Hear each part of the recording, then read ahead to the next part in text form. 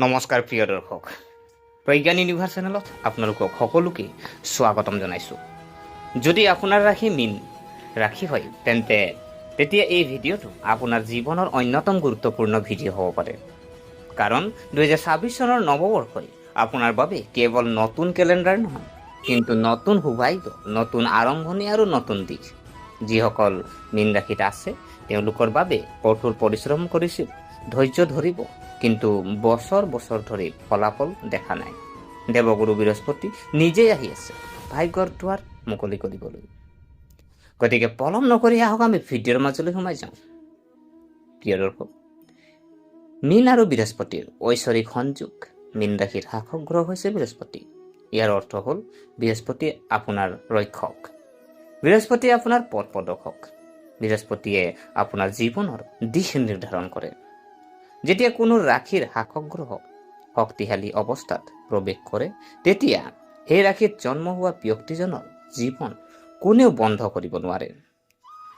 আৰু যিহেতু আপোনাৰ উঠাৰ পৰা বৃহস্পতিৰ প্ৰৱেশৰ সঠিক তাৰিখ আৰু সময় যদি চোৱা হয়, আপোনাৰ 4 জানুৱাৰী 2026 সময় 5:49 নক্ষত্ৰ পূৰ্ণবসু পৰ্যায় যিটো পজিশ্যন যদি চোৱা হয় দ্বিতীয় পজিশ্যনত থাকিব।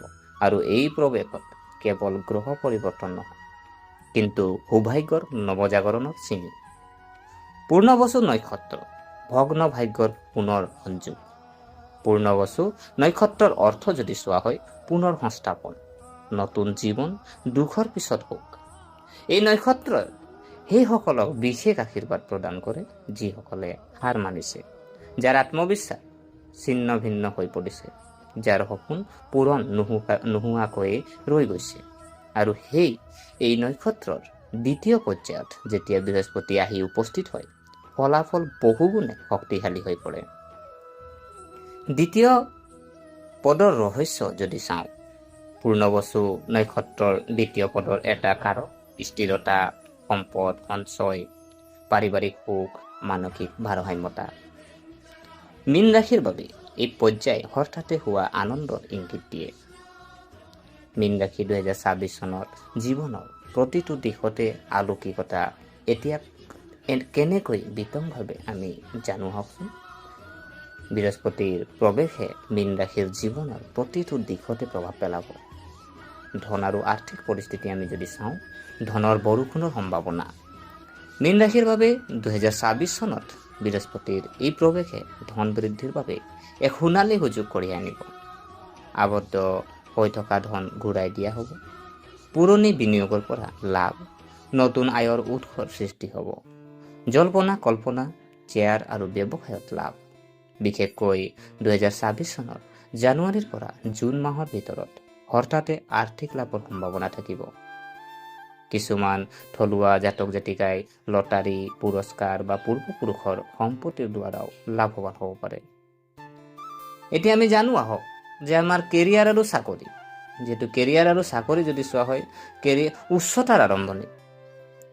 সেই মীন ৰাশিৰ বাবে যি কৰ্মক্ষেত্ৰত সংগ্ৰাম কৰি আছে, প্ৰমোচনৰ বাবে অপেক্ষা কৰি আছে, নতুন চাকৰি বিচাৰিছে, এই সময় ঐশ্বৰিক আশীৰ্বাদেৰে ভৰি পৰিব।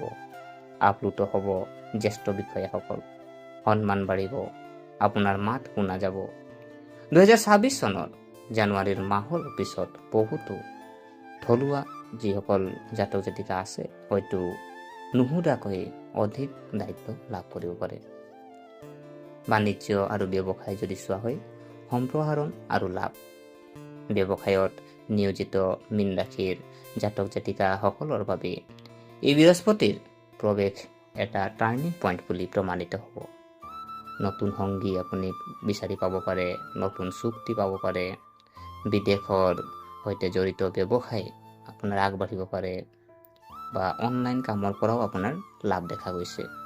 বিশেষকৈ আপোনাৰ যদি চাওঁ আমি শিক্ষা, পৰামৰ্শ, আধ্যাত্মিকতা, চিকিৎসা, আয়ুৰ্বেদ আৰু ধৰ্মৰ সৈতে জড়িত বৃত্তিসমূহত আপুনি আচৰিত সফলতা পাব।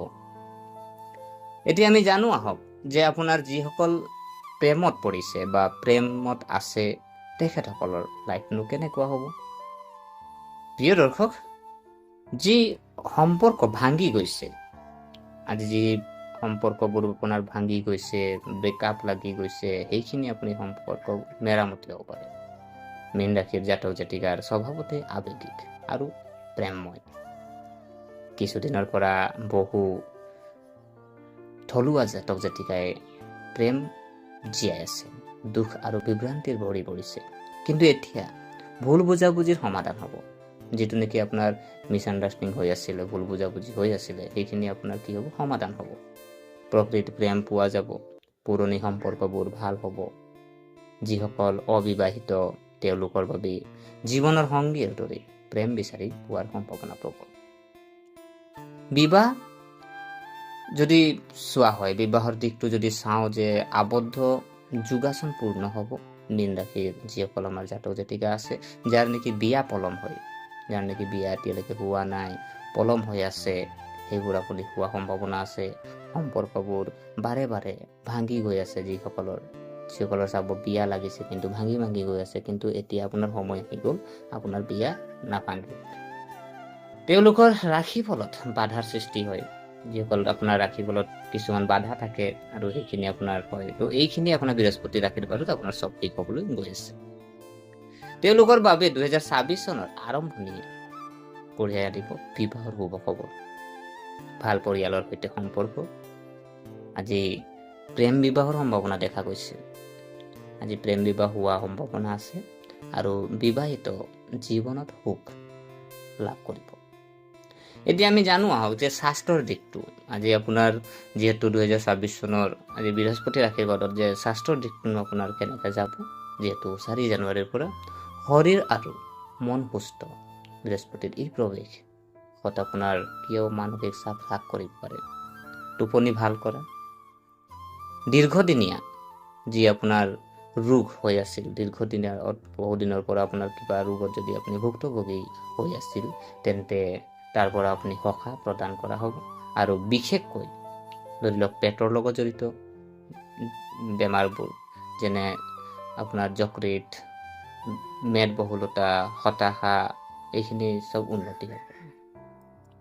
এতিয়া আমি জানো আহক যে শিক্ষাৰ দিশটো, শিক্ষা আৰু প্ৰতিযোগিতামূলক পৰীক্ষাৰ যিসকল ছাত্ৰ ছাত্ৰী আছে, তেখেতসকলৰ বাবে এই প্ৰৱেশে ভাগ্য কঢ়িয়াই দিব। পৰীক্ষাত সফলতা, স্পষ্ট সাক্ষাৎকাৰ, বৃত্তি, বিদেশী শিক্ষা, বিশেষকৈ চিকিৎসা, শিক্ষা, আইন, জ্যোতিষ আৰু ধৰ্মৰ ক্ষেত্ৰত আপুনি পাব অসাধাৰণ সফলতা। আধ্যাত্মিক বৃদ্ধি যদি চাওঁ, গুৰুৰ কৃপাৰ শিখৰ মীন ৰাশিৰ এক আধ্যাত্মিক ৰাশি আৰু গুৰুৱে আপোনাক এই অঞ্চলত বিশেষ উচ্চতালৈ উন্নতি কৰিব। মন্ত্ৰ সিদ্ধি, ধ্যান ধাৰণাত লিপ্ত হওক, কোনো গুৰু লগ পাব পাৰে। ঈশ্বৰৰ সৈতে প্ৰত্যক্ষ সংযোগ গঢ় লৈ উঠিব। বহু ব্যক্তিয়ে নিজৰ জীৱনত উদ্দেশ্য চিনাক্ত কৰিব পাৰিব।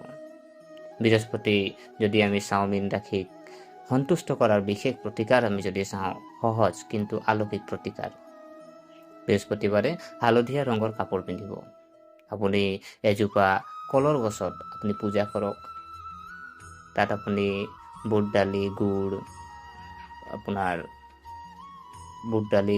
হালধি, চেনিকল এনেকৈ কৰি আপুনি ভোগ লগাব পাৰে, পূজা কৰিব পাৰে প্ৰত্যেক বৃহস্পতিবাৰে। বা আপুনি কি কৰিব পাৰে, মগু দালি বা বুট দালি আপুনি দান কৰিব পাৰে বৃহস্পতিবাৰে। আৰু আপুনি পাৰিলে গুৰু মন্ত্ৰ আপুনি জপ কৰিব পাৰে, ওম গ্ৰাম গ্ৰীম গ্ৰুম সা গুৰুবে নম 108 বাৰ। আৰু বৃহস্পতিবাৰে পুৱা আপুনি এটা দুখীয়া আপুনি ল'ৰা ছোৱালী শিশুক আপুনি পঢ়া শুনাত সহায় কৰক। বৃহস্পতিৰ প্ৰৱেশৰ সময়ত মীন ৰাশিসকলে কি পৰিহাৰ কৰিব? মিছা কথা কোৱা, গুৰুৰ অভিভাৱকক অপমান কৰা, অন্যায় উপায়েৰে ধন উপাৰ্জন কৰা, অহংকাৰ উপহংকাৰ যদি চোৱা হয়, মীন ৰাশিৰ সোণালী যুগ। মীন ৰাশি 2026 চনৰ আপোনাৰ জীৱনৰ আটাইতকৈ স্মৰণীয় বছৰ হ'ব পাৰে। মাত্ৰ আপুনি ধৈৰ্য, বিশ্বাস আৰু সঠিক কামৰ প্ৰয়োজন। দেৱগুৰু বৃহস্পতি আপোনাৰ লগত আছে, আপোনাক পথ প্ৰদৰ্শন কৰি আছে। গতিকে প্ৰিয় দৰ্শক, এয়া আছিলে যিহেতু মীন ৰাশিৰ ওপৰত বৃহস্পতি দেৱৰ আশীৰ্বাদ। গতিকে আশা কৰিছোঁ আপোনালোকে ভিডিঅ'টো চাই ভাল পালে। যদি এই ভিডিঅ'ই আপোনাক কিঞ্চিত মানুহ লাভান্বিত কৰিলে, তেনেহ'লে ভিডিঅ'টো লাইক কৰিব শ্বেয়াৰ কৰিব আৰু কমেণ্টত জয় গুৰুদেৱ আপুনি লিখিব পাৰে। আৰু আমাৰ চেনেলটো যদিহে আপোনালোকে ছাবস্ক্ৰাইব কৰা নাই, অনুগ্ৰহ কৰি ছাবস্ক্ৰাইব কৰি আমাক উৎসাহিত কৰিব বুলি আশা থাকিলে পুনৰ লগ পোৱাৰ প্ৰতিশ্ৰুতিৰে আজিলৈ বিদায় মাগিলোঁ। ধন্যবাদ।